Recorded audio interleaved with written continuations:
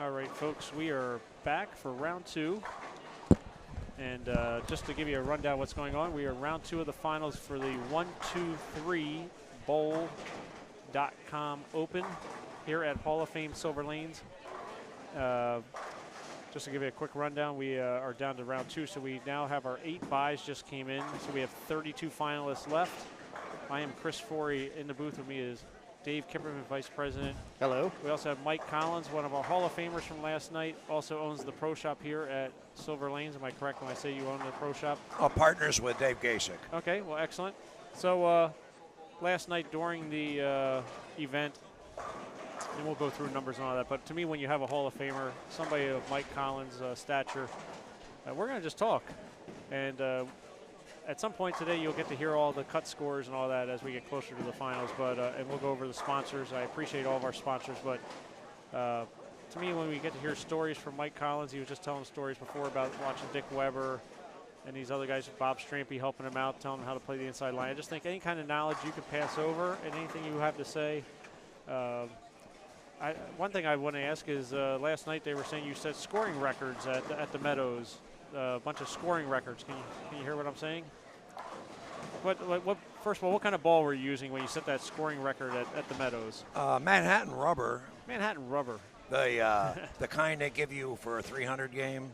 They used to Manhattan used to give you a special decal on a ball, yep. And that meant that you earned that by throwing a 300 game. Okay. And that was 1959. I shot the first 300 game, and that was in a traveling league that we had. We had 16. We had 8 cities, and we had 2 teams in each city. One would stay home, and the other team would travel to the same adversary. We pulled a lot in the southern part of the state too, and so when I shot the 300 game, it was like it was nobody even knew about it, or it nobody. wasn't Knew how much it was valued and everything. Yeah, I mean so it was a traveling league. We bowled New London and Waterbury, New Haven, a couple of houses. Did you guys come to Fairfield? And it was a real good traveling league. I feel we could use one of those again. I always think of, like, there's got to be a way that we could start a scratch traveling league, because we still have great bowlers, obviously. It's a shame we don't have one. Yeah. It only lasted like 2 years. Oh, really? Now, in Pennsylvania, where I'm from, in Lancaster County, they've had the Wednesday night travel league that my brother and my father, and I bowled in for 2 months before I moved here. And if you bowled that, it was quite an honor to bowl that. And they still have 18 teams in the travel league. Each center, now obviously centers have closed there also, but every center has about 4 teams in it, and they go home and home matches. They rotate around. Yeah. And it's not a big money league. I mean, I talked to the guy that, my old boss from down there. They have about, I think they only pay like $18 or $15 to bowl the league. And whatever house charges the lineage, that's what they get. But it's not about bowling for the money. Like, everybody makes money leagues are like a big thing. It's about the win. It's about bowling a scratch league against the best bowlers in your area. It's a 5-man team.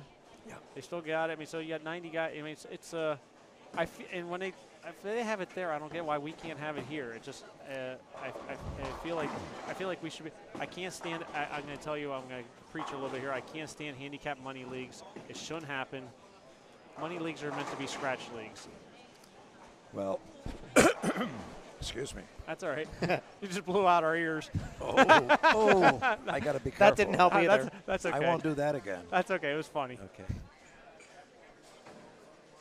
Okay, so now, when I came back to bowl NEBA again, I seemed to have enough information that it was that the time went by because I still had a 40-hour-a-week job and I still had to work for my family and stuff like that. But bowling has treated me very good all along the way, and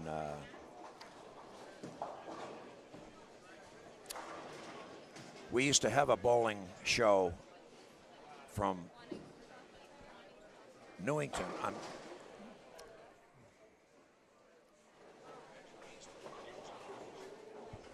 You can keep talking. What happens is we have mic controls here, so when we realize we're going to do something, Okay. like me take a bite of my sandwich, Oh, yeah, okay. we just turn it down to let you keep talking. Oh, okay. But we had TV bowling back in 1958 or 59 at Bowlerama in Newington. And some guy had the idea for a TV show. So I was bowling good, and they asked me to do this, that, and the other thing. So they put together a show on Saturday, an hour show, Bowlers TV Club. And we had a scratch match, a handicap match, and a women's match. 3 games on, and they rented at that time a color truck to do the TV, and we would do, the only way we could afford it was to do 4 shows on a Saturday. We'd get there 7 in the morning and have it all lined up from qualifying. And then people would bowl. Sometimes we wouldn't get out of there until 11 o'clock, 12 o'clock at night. But we put together some pretty good programs, and we did a lot of other things, too. We had good bowlers. Ernie Schlegel came up from New York with Richie Hornreich, and we'd have guests come in, and it was really a good time. But it wasn't really the time for bowling so early. In 1958, it wasn't going along that great. It was, all the bowling centers were filled, but it wasn't, I don't know if I did something wrong or not, but it wasn't, I was just the color man in the show. We had a regular Channel 3 TV news guy, a real guy. Right. But he ran the show, and I just added the color, whatever that color was. But it was an experience. I made some commercials on TV with Chris Schenkel and Bo Burton. Nice. And that was nice.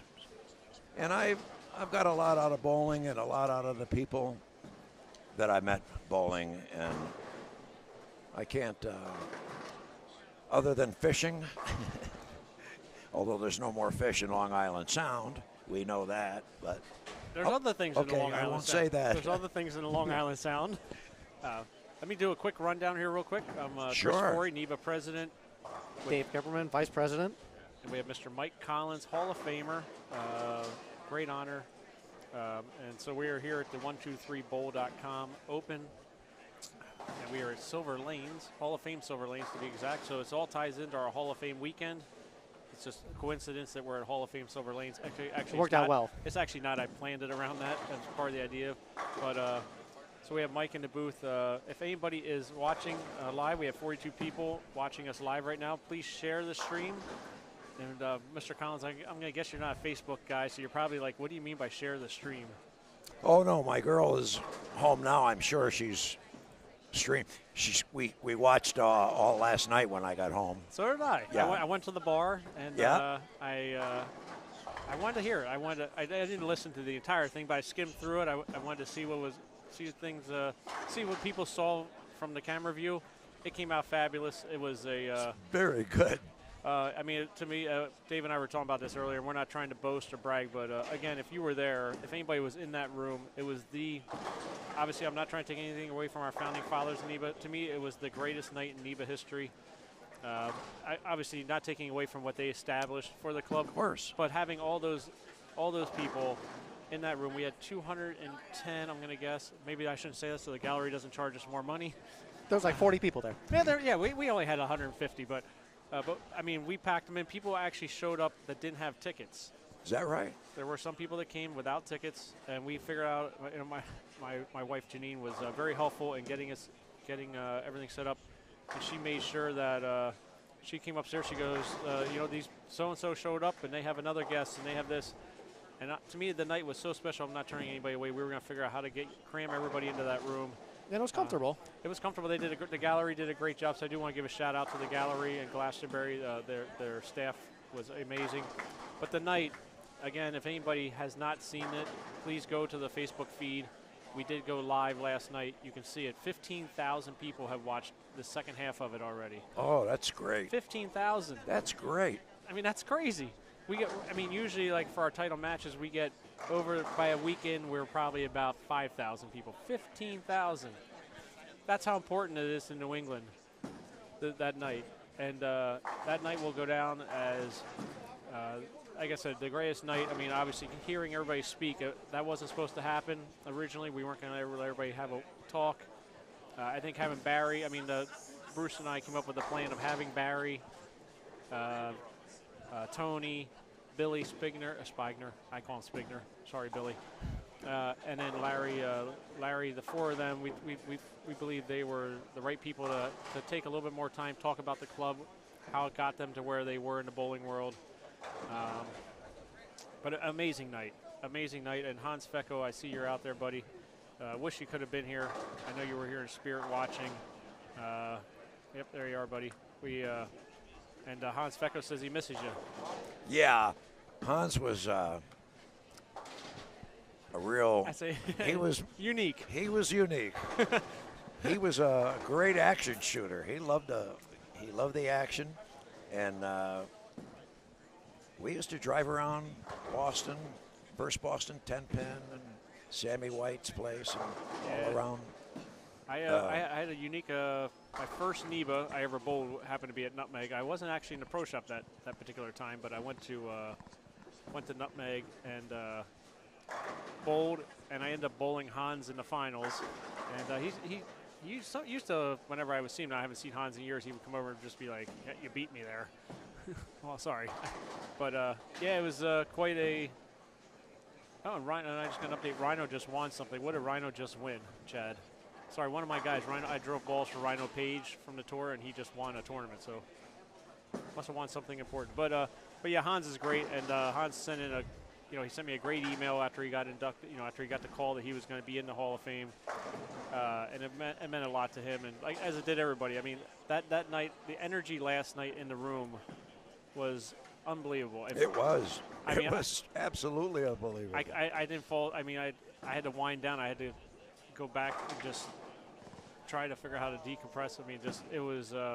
This has been 6 months, probably a lot more than that. We started about April when we really started to put it all together. But to have you guys there, like I said, I didn't even know you, but just to hear everybody speak about you. I mean, I only know what I know from reading the history of NEBA. Yeah. And to have all these guys talk about you and to talk about everybody else. I mean, sure. Our forefathers, the founders, the founding fathers. Even Bill Baker. I've spoken to him a bunch over this weekend. I've never met the gentleman before. And just what NEBA means to everybody within New England is amazing. So I really have had a lot of good experiences that I can. One tournament I missed by cashing by 2 pins, was upset, went out to the car, sitting there, and I says, a good friend of mine that made the cut, I'm going back in and see if any of the guys from Boston want a little piece of you action. I'm going back in, a guy runs out to the car. Mike, you got your ball with you? I said, yeah. I just put it in the car, going home. 2 people of overweight balls. You bring your ball in. This was at the Meadows. Bring your ball in, and if your ball is legal, you're going to win the spot. The name of this guy was Nelson Serra. Yeah. And he was the guy I was going back in to cheer on. I get in the tournament by the 2 overweight balls, and who do I bowl for the win? Nelson Serra. And that's the true story.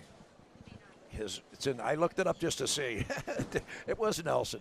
Yeah, I won a tournament. I went back in to bet on him, and I ended up. He was a final match, and that's pretty. And that was really. So their balls were overweight. Were they dropping some lead sinkers in there? I mean, lead sinkers in their balls. Is that why they were overweight? I mean, I know. I do know. My father bowled, so I understand that in the 60s and 70s, cheating did happen. So some heavy little weights went in balls or pennies and things like that. So. Yeah, it's well, being I just liked a ball that was comfortable, and I never got into where my partner Larry Lickstein, he was great with bowling balls. Let me tell you something. Larry knows bowling balls, and I learned a lot from him. And then I said, well, there's more to this than just get up and heaving a ball. And so I started getting into the differences of weight balances and cover stocks and all the stuff. And so I just kind of liked it a little bit. And when I drilled on tour, I had a lot of good friends out there. A lot of people get very family-ish when you travel together. Our summer tours were the ones I liked the best because everybody had a motorhome. Exactly. Came out in their motorhome, and it was just a great period of time. It was a working vacation for me, so to speak. So, but time goes on, and did you ever soak your bowling balls? pardon? Were you ever a person like Don McCune where you soaked your bowling ball? Methyl ethyl K? No. Yeah, MEK. Yeah, that dangerous stuff. No. That you probably shouldn't be doing and smoking at the same time like Don McCune did. Well, we watched not Don McCune, somebody just like Don McCune that had soaked a ball. Now, we went into Syracuse for the ABC tournament, and the Bowler's Journal as a ride-along tournament. I watched him, a guy who hooked the ball maybe 2 boards. I watched him ripping racks from the 4-board, and the pin's exploding, and I'm looking at Larry, and the ball is hooking this much.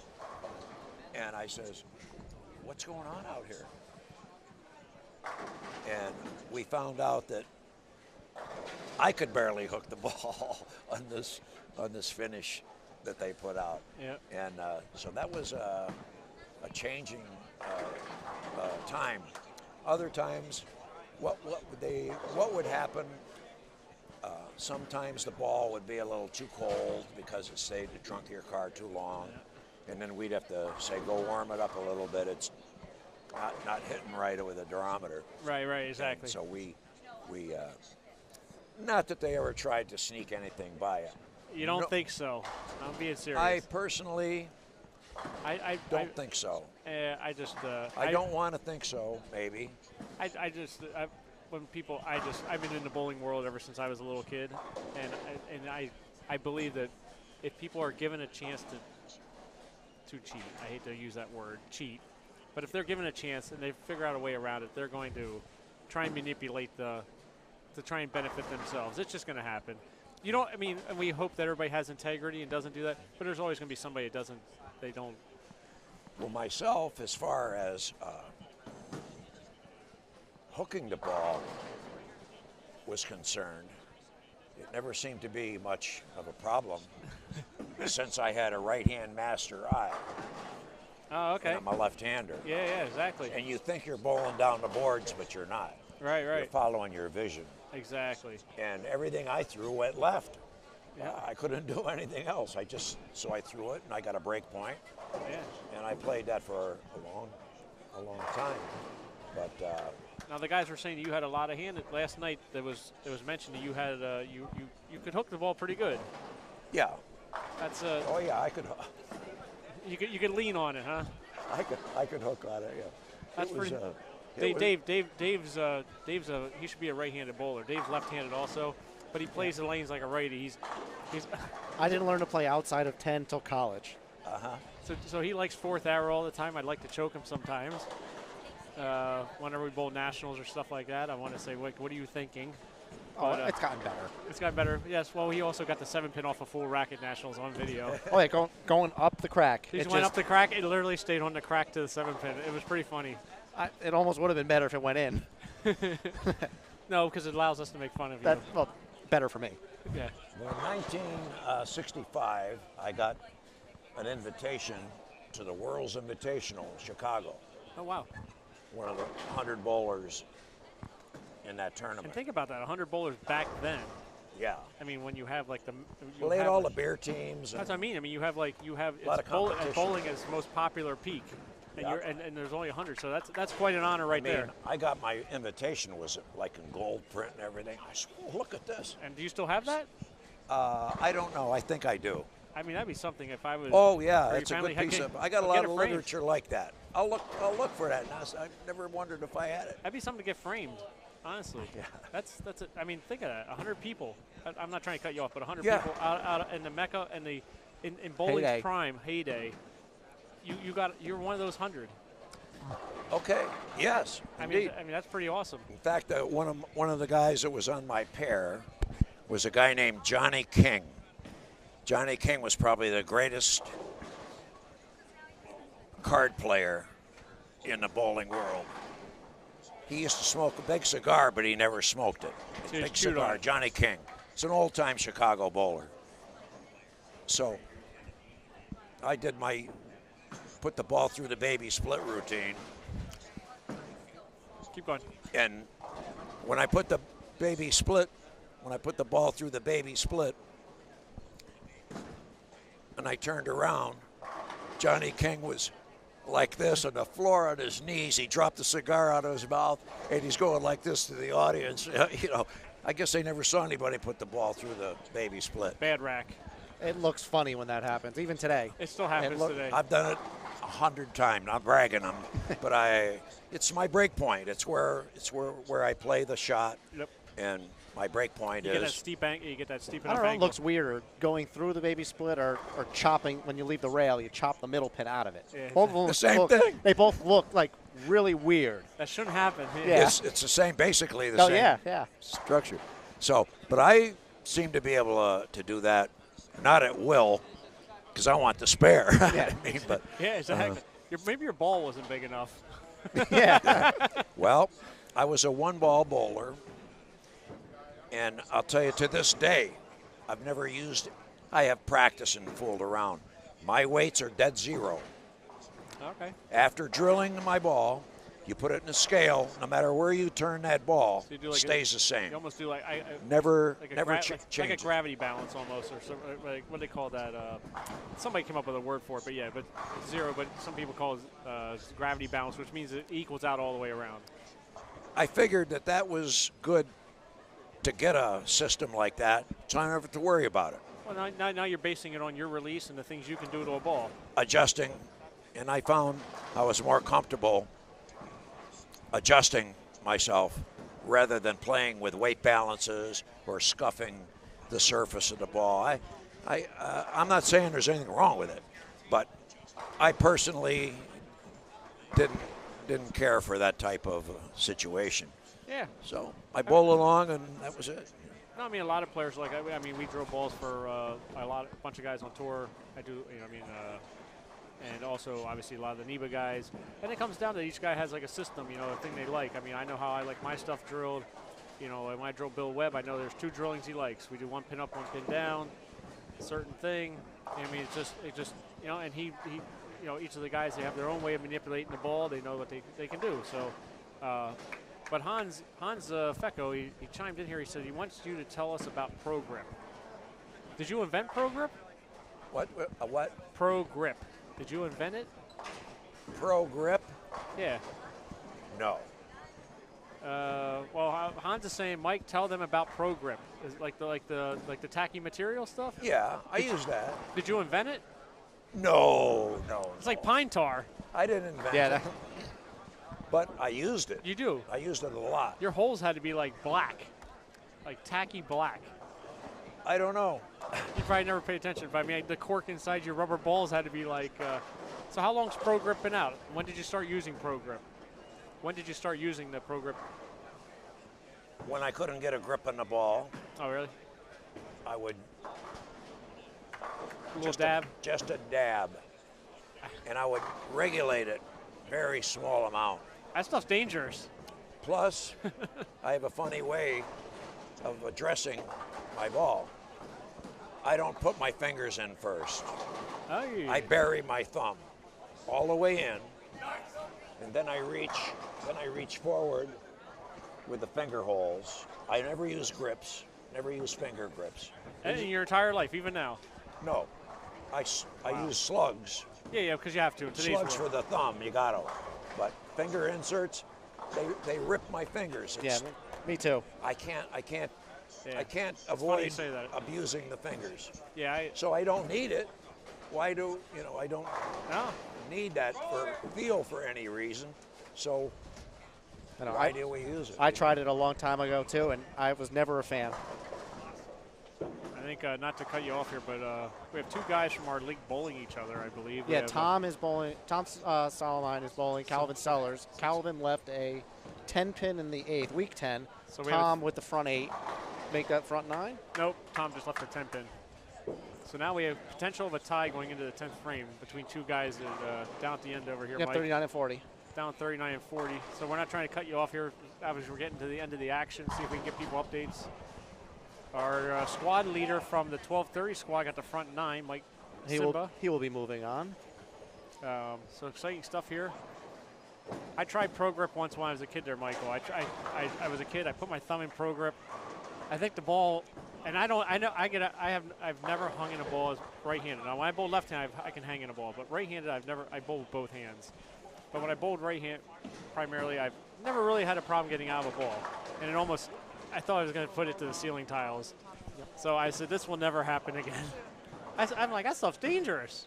We still sell a lot of it. We have a lot of our senior players our older bowlers use it. Yeah, it's But like you said, you knew how little to put on and all that. But over a period of time. for me, I went like this. I jammed my thumb into the leg. Exactly. Look, you didn't go down with the ball. It came off, but not. I don't think. And the bowling center didn't like that. I ruined their wood. It went up pretty high. So it was quite unique. Other matches in front of us, we have Chris Soule. That's a pretty good match there against the guy Condi that bowled 300. Now Condi bowled 339 and 40, and that's the pair where we just had some strikes there. Yeah. Tom Hankey got 279 on the out. And Hankey is going to win his match with that strike. Yeah, he's going to beat Russ Machad, Hall of Famer Russ Machad. Yeah, we got to throw out that word Hall of Famer now when they bowl. Hall of Famer Alex Aguirre in a pretty close match here. Alex missed a 7 pin, I believe, in the 5th. Oh, try to get across the puddle. Condi with a 2-10 split, I believe. Oh, now he's down to the 10 pin, so that pretty much might wrap up that match. I'm excited to see the Sellers Salamini match here. To see what happens.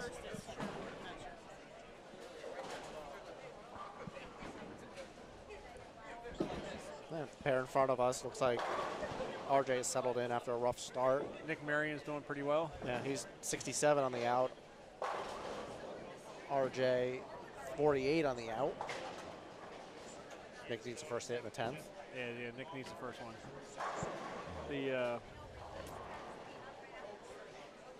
We have a nice crowd too, by the way. One of these days I'm going to get Viley in the booth. He will not come in here with me. I ask and ask and ask, and he never comes. Got to use that executive power you have. I try. I do have no problem yielding my power, or what's the word? Yielding is not Flexing. Quite, yeah. I just Flexing your muscle. I'd like to. I like things done a certain way, and We have Chris Monroy with the front 9 bowling against Tommy Scherer. Tommy Scherer 57 out, so that's Monroy will win that. Spigner just, not Spigner, jeez. Tigner just left the tent by Spigner. Tigner. They It's the rhyme. same. They rhyme. Yeah, they're letters. Monroy with the front 9, letting go. You can see it actually. So if anybody's looking, he's the guy in the orange shirt on the left-hand side of the screen. You can see him. He just got the front 10. So if anybody's watching, Chris Monroy is going for 300 now. Tom Salome is going to get up before Calvin Sellers. So they both, once again, we have a match on 39 and 40 where both gentlemen strike out in the 10th. We have a 279 tie. Michael, what's the highest scoring match you ever lost? Like, what's your highest game you ever bowled to lose? I lost a 278 game Yeah. to a 279 game. Now on your fill ball, did you get 9? There was a little controversy. Oh boy, oh boy, oh boy. Monroy All right. mixing them up. Monroy with the front 10, not the There front was a 11. Sorry about messenger on the way. Otherwise, if the messenger doesn't go, it's a tie game. We have a roll off. Pin rolled over, rolled around it, tipped it up, and it went down. I couldn't believe it. In fact, the machine got interfered with it, and they had to make a ruling on it. Looks like No out. problem. You know, it was no, but Real quick. I got beat by a lot of one-pinners. I know that. Oh yeah. Looks like Of course, if they're Natasha. 150 to 149, it's not as exciting. So we have some good stuff here. Natasha can throw this hit to shut out Aguiar after Aguiar rang a 10 pin in the 10th. That is a winner. Aguiar will be throwing his equipment into the wall. I'm going to guess he's not going to make the 10 pin. Well, it doesn't, yeah. And Chris Monroy did shoot 300, folks, if you were watching to the far left, but we're looking at the Salamini match. Salamini, got an 8 count out of it. 4-8 he just left. So now Calvin needs 9. Well, So Tom's going to shoot 69 with a spare. Calvin needs this hit. Calvin doesn't strike here, he loses. Correct. Well, Tom still needs to make the spare. 4-8 is You can choppable. 4-8 is asking to be chopped. Yes. But strike here will do it. Calvin, all 10 in the pit. Team media team guy with a strike. So, Calvin now just needs to keep it on the lane. and Aguiar did make a spare. Tom did chop. Tom will be like, this is a waste of my time. Why did I come here today? I can't believe I drove back for this. All these wonderful things Tom likes to say every time he bowls. He's not a happy bowler. But Had enough of me? we're good. So I do want to thank Mike Collins for being in the booth with us. Thank you very much for sitting in for 2 rounds. It was great stories. Good, but I mean, No, they were you did great. where do you, This is on Facebook. on Facebook? We did that last night. We watched, Yep, under the NEBA feed, oh, good. under New England Bowlers Association. Thank you very much, Mike. Thanks, you guys are great guys. Who has a dimple head like me. I mean, thanks very much. Well, It was our pleasure. to me, it's an honor to have you with us. I'm going to be here for a Oh, time. absolutely, buddy. Planned on living long. I wasn't, but now I am. Well, thank you very much. Thanks. Thank you for sitting in. Thank you, Mike. I'm going to try and get Brian B in the booth here with us. Keep with the Hall of Fame theme. Yeah, we're going to keep up with the Hall of Fame themes. Would you like to sit in for round 3? I'd be honored. All right, so we're going to try and keep bringing Hall of Famers in here with us. So we're going to let the matches wind down here. Somebody's Dave, pumped. Dave, do you see anything good going on? I don't know. I just heard a big yes chant. Apologize, I keep coughing. Sorry about that. So first, Brian, can you hear me?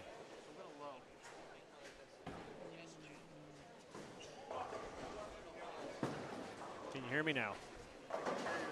You're only going to hear out of one ear, which will be this ear here probably. So, Put it in the other one, see if it sounds any different. yeah. How's that? I think this one might be better. Right here. So once again, when we come back, we're going to sign off here in just a couple minutes. We're going to watch the final matches, but we have another Hall of Famer joining us. I want to thank Mike Collins again. It was great having Mike in the booth for 2 rounds or a round and a half.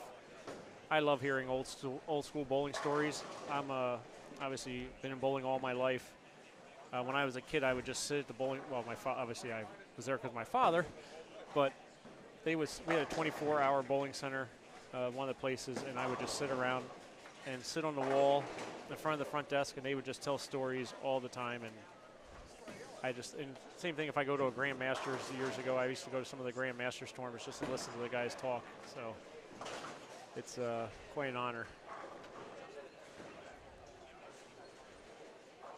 Looks like Conroy needs a strike here to shut out Halota. Conroy 46 out. Halota 35 out.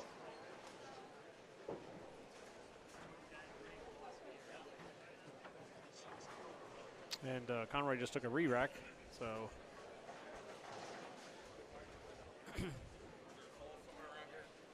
Hi, Lou. How are you? Later, guys. Great tournament you run. I'm so proud of you. Way to go. Thank you very much. Later, Jordan man. Asberg from Arizona Take it State back. University. When you do it. Because when you're up like that, you have to go like that. Okay? Jordan always has advice.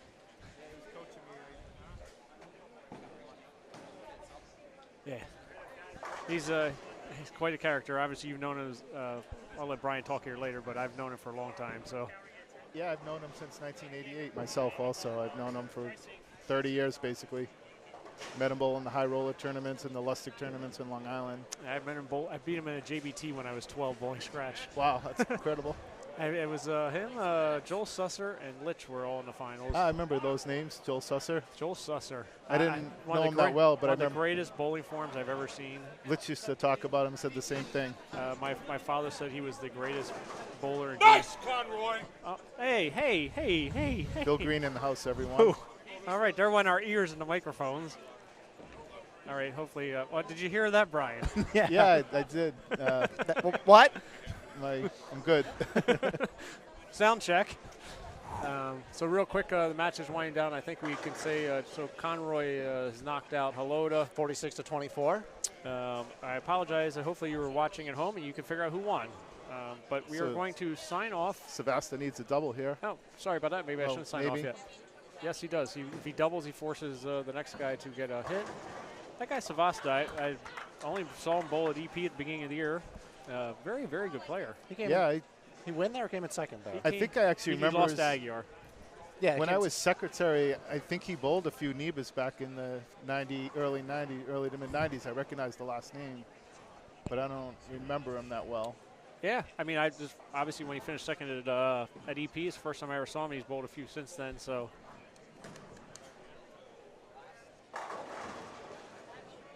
The other guy threw a strike.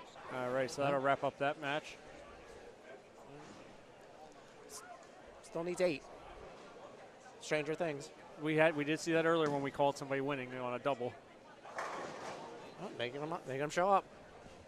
I'm not sure where he's actually from. I'm going to guess the Rhode Island area. Sebasta? Yeah. Yes, he is. He's a Rhode Island. I'm pretty sure. This is why I need you guys in the booth. See, I know everything about bowling balls. You guys, you're like a historian. You are, and we'll go over that when we get back on for the next feed here. But That looks like 8. That oh is my still God, 10. it was that was That could have been close. 7. That was you got away with that one. All right, folks. So we know that Savasta has lost. Can't quite read his name. It says I think it's Ooze. Ooze. Ooze. I'm going to guess that's not his real name. So hopefully he got a shirt fine today. If not, I'm going to be talking to Danny Kaye about that because I believe we should fine everybody when we don't follow the rules. So I'm a rules guy. Me and Believe it or Kipperman. not, I think that gentleman, I think his name is Mike Johnson, I want to say, or something. Yeah, He played college basketball at UMass Really? when, Calipari was there? yeah, what's the guy? Who was this? Camby was there. He played with Oh, Camby. yeah, Marcus Camby. And I'm pretty Calipari was the coach. I think he played guard with Camby. Well, I'm going to have to If look that's, that up. if that's the same guy. I'll have to check that out. I think his first name's Mike. I forget his last name. Let me see the sheet there. Right, this one. I did not know that. That's Yeah, pretty- I found that out. He must did he bowl yes? Mike Williams. I think that's him, but I'm not 100% sure. yeah, well, here we It, go. it might not be him. Yeah, let's look at the bracket. Let's see if we got the bracket here. And that's But pretty- there's a guy from this center that 31, 32. he is from this center. I do know that. his hair looks different now than the last time I saw him, so I don't recognize him as much. Do you see it? I don't. Look Look at at Where's that. Oh, they got it Oh, messed we up. have It was Mike Williams. They have it. We have to tell them to fix the bracket if we. Can you tell them there's an error on the bracket? Yeah, I know that's wrong. Yeah, can you just tell them so they fix it? Thank you. All right. Well, folks, we're going to sign off, and then we're going to get back on. Here we have Brian Bogosian coming in the booth.